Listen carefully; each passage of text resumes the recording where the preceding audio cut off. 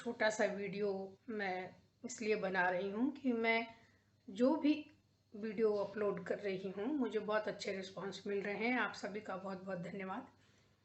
मैं कुछ doubts clear करना चाहती हूँ, जैसे कि काफ़ी लोगों में ये बात सोच रहे होंगे कि मैं ड्रेसेस, ब्लाउजेज़ या फुल कपड़े बनाना क्यों नहीं अपलोड कर रही हूँ, ऐसा वीडियो क्यों नहीं अपलोड कर रही हूँ।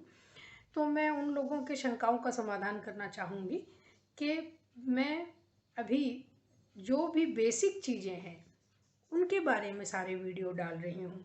जो लोग बिल्कुल शुरू से कुछ नहीं आता है उनको, वो लोग सिलाई सीखना चाहते हैं और जो प्रोफेशन के लिए भी काम लेना चाहते हैं, तो ऐसे लोगों के लिए बहुत शुरू से सिलाई सीखना बहुत ज़रूरी है।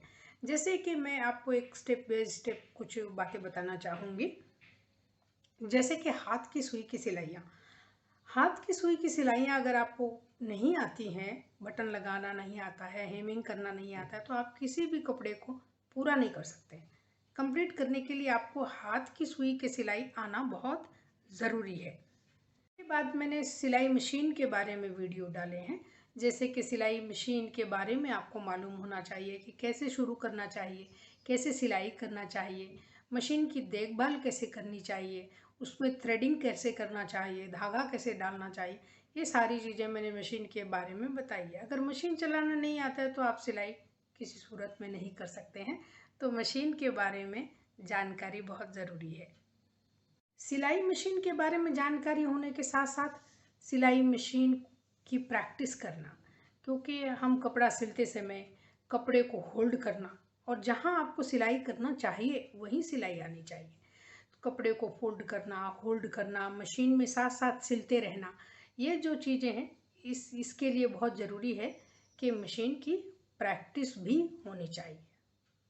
धीरे धीरे किसी भी ड्रेस के, किसी भी गारमेंट के कुछ कुछ पार्ट्स के बारे में हम जानते हैं। जैसे कि पहले प्लैकेट स्टिच करना सीखेंगे, जिसके लिए बिल्कुल सीधी सिलाई की ज़रूरत होगी। उसके साथ साथ आर्म होल, नेकलाइन ये ड्रॉ करना, पहले पैटर्न्स ड्रॉ करना, फिर कट करना, फिर स्टिच करना, ये एक स्टेप बाय स्टेप इस तरह की जो चीज़ें हैं ये आनी चाहिए। तभी जा कर के आप किसी भी गारमेंट को, किसी भी ड्रेस को अच्छी तरह कट करना, सिलना सीख पाएंगे। नाप लेने का वीडियो मैंने अपलोड कर दिया है। तो बॉडी मेज़रमेंट किसी तरह से, जिसके लिए आप कपड़ा सिलना चाहते हैं, बॉडी मेज़रमेंट आना चाहिए। इसके साथ ही बॉडी मेज़रमेंट को कैलकुलेट करना, क्योंकि इसमें हमें कैलकुलेशन की, थोड़े मैथ्स की ज़रूरत पड़ेगी।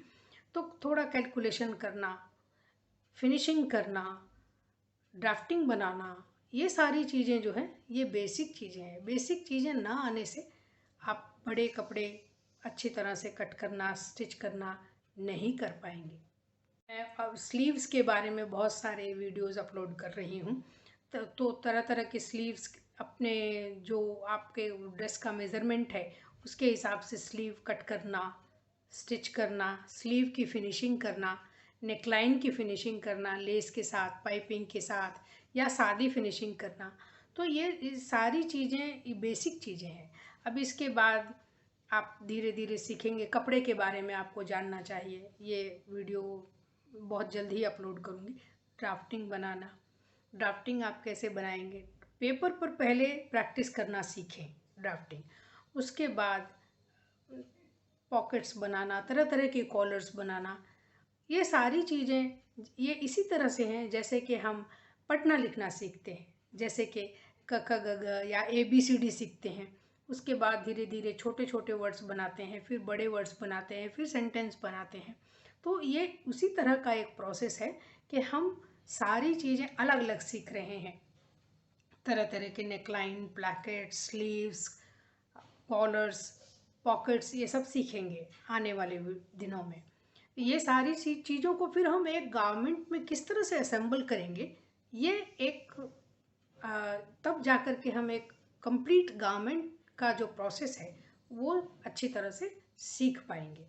तो इसके लिए थोड़ा सा इंतज़ार करिए, लेकिन जो वीडियोस मैंने डाले हुए हैं उन वीडियोस को प्रैक्टिस करिए और शुरू से उन सारे वीडियोस को देखिए। और जो और कोई लोग जिन्हें नहीं मालूम और वो सीखना चाहते हैं, घर में बैठे बैठे सिलाई सीखना चाहते हैं, तो वो बिल्कुल शुरू से सारे वीडियो फॉलो करें।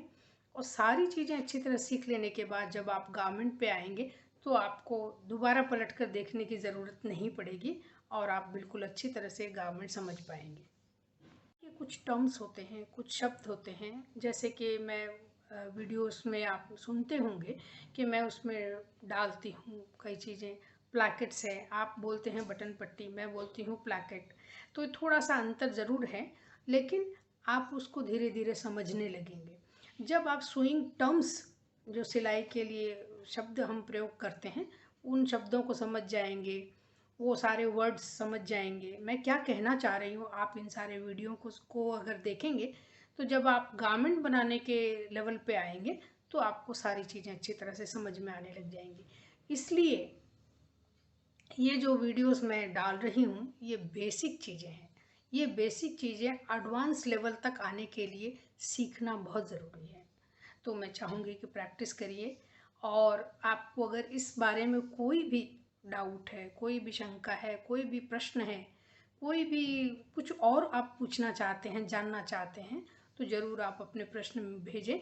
मैं इन सब का उत्तर ज़रूर दूंगी और ये आपको मदद करेगा सीखने के लिए। Thank you so much.